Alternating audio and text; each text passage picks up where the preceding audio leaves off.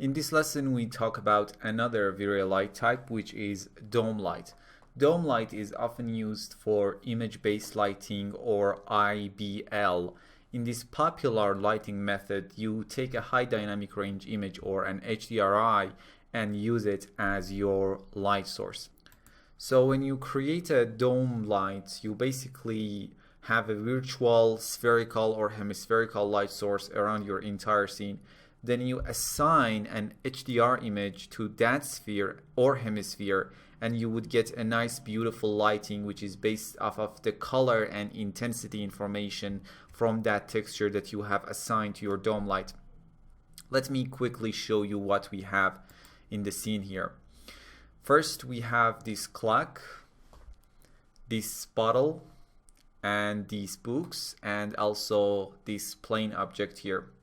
Also, I have a physical camera with depth of field enabled and the exposure set to 10. Great. Let's create our V-Ray dome light. From a V-Ray toolbar, click on V-Ray dome light and then click once in the viewport. Now we have created a dome light in the scene. Always remember that the dome light encompasses the entire scene and the size of its icon doesn't matter for lighting purposes. Now select the light and rename it to V-Ray underscore dome light.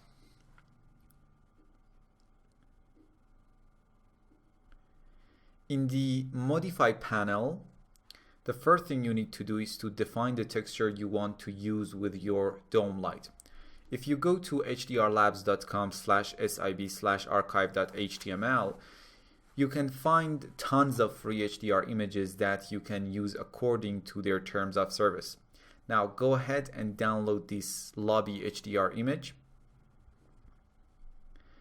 and put it in the images folder of your scene assets folder in your project files folder. Now let's get back to our 3ds Max scene. In the modify panel of your V-Ray dome light, click on the texture button and choose V-Ray HDRI map. Now in the choose HDRI image window, select the HDR image that you just downloaded. So basically we are going to be using all the light and colors from this image to lit our scene. Perfect. Now in order to see the HDR image that we just added to our dome light in the viewport, we need to also define it as the environment map for 3ds Max. So open up the material editor by pressing M and instance the HDR image in the material editor. I know I'm going to be using a color corrected version of this map, so for now let's connect this map to a color correction map. Right click and from the maps, general, add a color correction map and connect the V-Ray HDRI map to this one. Now press 8 to open up the environment and effects window. Instance the map in the environment map slot. Okay, now close these windows. Now press Alt and B to open up the background tab of the viewport configuration window. Set the background type to use environment background and press OK. Perfect. Now we can see the map in the viewport. Before seeing any renders, let me select my physical camera and disable the depth of field effect for now. You can now take a render and see what we have. Now I'm going to show you the render in the frame buffer. You can go ahead and continue rendering if you want. As you can see, the lighting and our beautiful reflections are all based on our dome light. One of the first things you might want to do is to rotate your HDRI map or alter its brightness, and you can do all of that in the V-Ray HDRI map.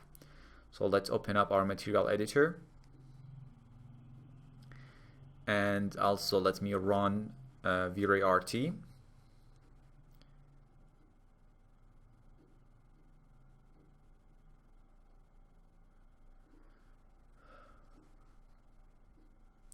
We will be discussing V-Ray HDR map in detail later on, but for the time being, let's go over some of the most important options. First of all, using the horizontal or vertical rotations, you can rotate the map. So let's try 50 in horizontal rotation. Let's try 150. Maybe let's try a vertical rotation of 50. Maybe -50. Now let's change it back to 0. And let's also set the horizontal rotation to something like 250. Also, you can use overall multiplier to increase or decrease the brightness of your HDR image. Maybe let's try 3 here. Maybe 6. Now let's try something like 10 maybe. And finally, let's get back to 5. I think it would be enough for this scene. I really don't need all the color information from this map, so let's select the color correction map and desaturate it by 70. Now make sure it's the color correction map that the V-Ray Dome light uses and not the original map. Now let's close the material editor and stop the active shade. Select the V-Ray Dome light and see what are its options. In the dome light rollout, we have spherical, which determines whether the dome light covers an entire sphere around the scene, and if you disable it, it will only cover a hemisphere. Next, we got effect alpha. By default, it's disabled, and that means the dome light won't affect the alpha channel. In the V-Ray frame buffer, if I select the alpha channel here, you can see the light isn't contributing at all to the alpha channel. Let's enable effect alpha and run the RT. And now, as you can see, the light is contributing to the alpha channel.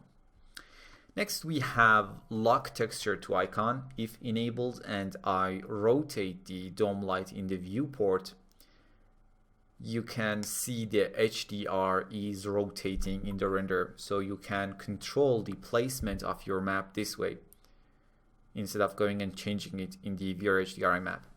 Let me zero out the rotation and disable this option and stop the active shade. Next, we have ray distance, which specifies the method of determining the maximum distance to which shadow rays are going to be traced. And this is the exact definition from V-Ray's help. When it's set to none, there wouldn't be a maximum distance. If set to GI, the maximum distance is determined by the GI settings. And if set to explicit, you can specify the distance using this distance value down here. Now, let me show you two renders. In one, the distance is 5 and in the other is 100. Let's see how it affects the shadow rays in this scene here.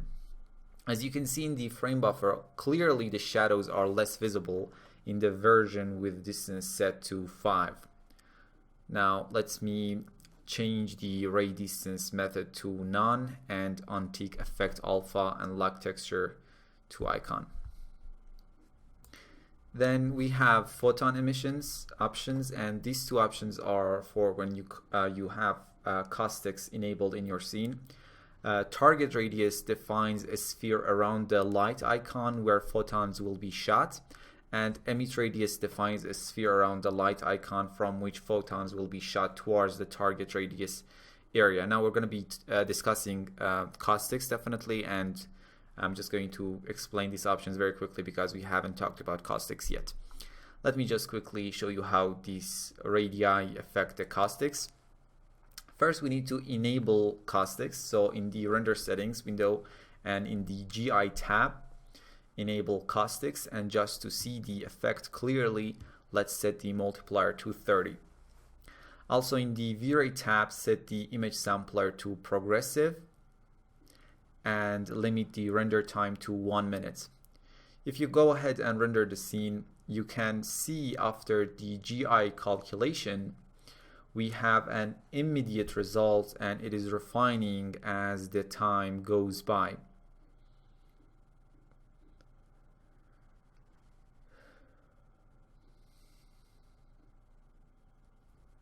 Now let me just stop the render and show you 3 renders that I have with different target and emit radii. Also, there are some viewport representation for target and emit radius. You can see these 2 green hemispheres in the viewport, and as I change these values, they get updated. In the first render, target radius set to 5 and emit radius set to 7, and as you can see, we practically don't have any caustics in the scene. In the second render, let's set the target to 17 and emit to 22. And now we can start to see the caustics effect. And if I take a look at my top view, you can see the green circles or hemispheres aren't completely encompassing our clock and books, and you can see that translates into our render as well. If I come here and increase the target radius to 100 and emit radius to 150, you can see now in the top viewport we have the green circles encompassing our objects completely, and this is the render you are gonna get. Now, as you can see, the caustic effect is quite visible, especially inside the clock, as you can see. Let me go to the render setting and disable caustics for the moment. In the advanced option rollout, we have use MIS or multiple importance sampling.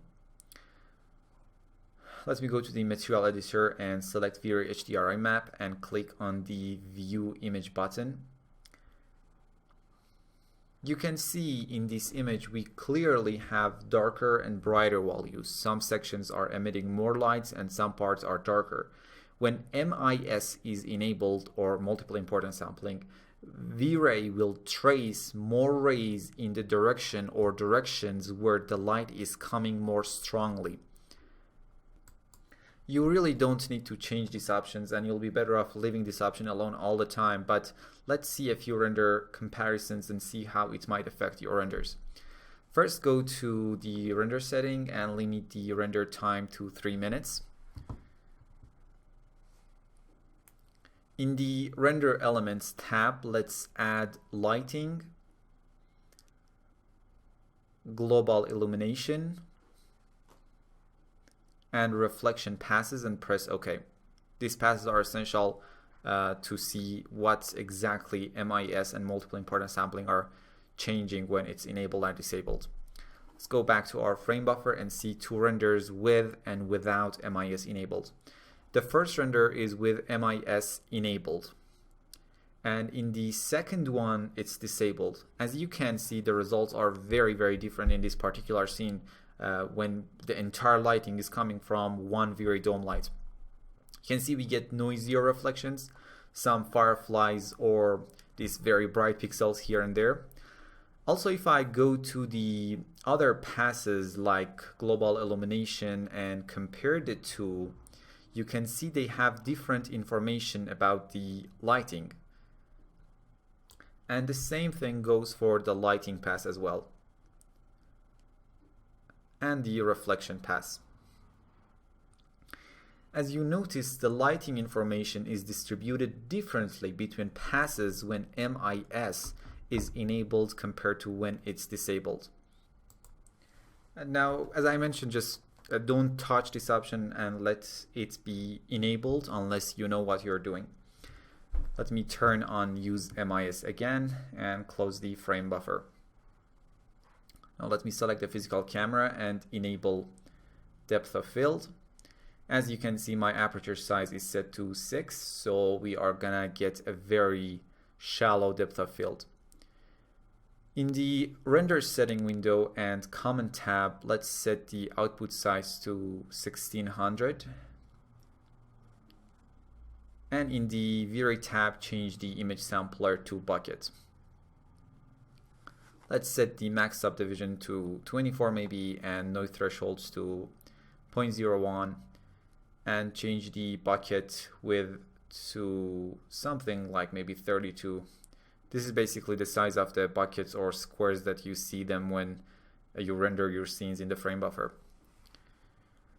In the GI tab, set the irradiance map preset to maybe medium, and low possibly would work in the scene just fine, and the light cache subdivs, let's set it to 1000. And in the render element tab, let's delete lighting, global illumination, and reflection passes, and add V-Ray denoiser. And let's change the preset to something like mild. You can go ahead and render the scene. In my case, let me just show you the result in the frame buffer. So this is our final render.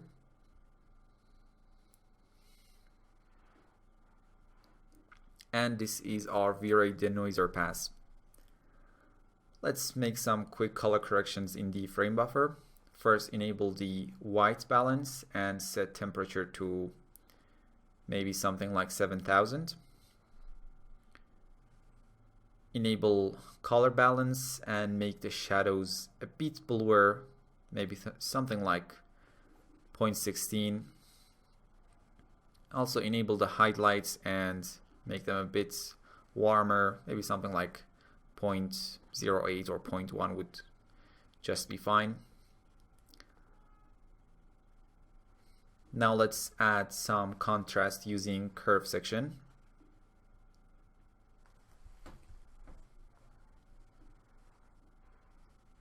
Now you can go ahead and save the result with JPG or PNG, and the color correction that you have done here would be saved. I might go ahead and do a bit more color correction in Photoshop or After Effects and save the result there too. So in this lesson we talked about V-Ray dome light, and I will see you in the next one.